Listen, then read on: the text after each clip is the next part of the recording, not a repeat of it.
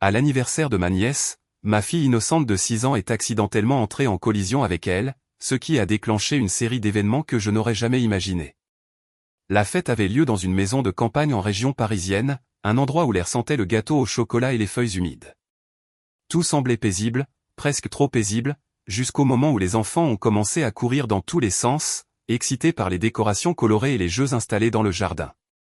Je regardais ma fille s'amuser, convaincue qu'elle passait simplement une journée joyeuse parmi ses cousins.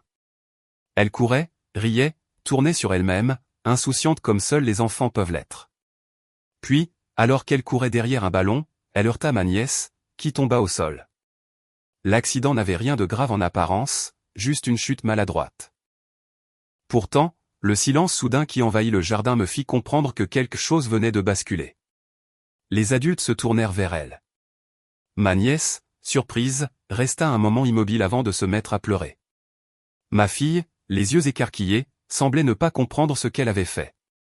Je me précipitai vers elle, mon cœur battant plus vite que je ne l'aurais voulu. Je savais que les enfants pouvaient trébucher, tomber, se relever, mais la réaction autour de moi fut disproportionnée, comme si l'accident révélait quelque chose de plus profond, de plus ancien, qui couvait sous la surface des relations familiales. Je sentis les regards se tourner vers moi, certains lourds de reproches silencieux. Je tentai de rassurer ma fille, mais je compris vite que ce n'était pas elle que l'on jugeait vraiment. On me juguait, moi, ma manière d'élever ma fille, ma manière d'être mère. Les conversations reprirent, mais les sourires étaient forcés, les gestes plus brusques.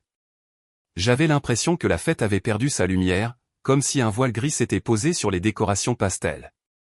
Ma sœur, bien qu'essayant de dissimuler sa gêne, semblait soudain distante. Je réalisais que cet incident avait réveillé des tensions que je croyais dissipées depuis longtemps. Je ressentis un mélange étrange de colère, de tristesse et d'incompréhension. Ma fille, elle, était retournée jouer, comme si rien ne s'était passé, mais je savais qu'elle avait perçu quelque chose dans l'atmosphère. Je restai un moment à observer la scène. Les enfants couraient de nouveau, insouciants.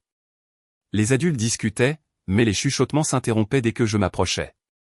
Je compris alors que parfois, ce ne sont pas les actions des enfants qui bouleversent une journée, mais les réactions des adultes. L'accident n'avait été que l'étincelle.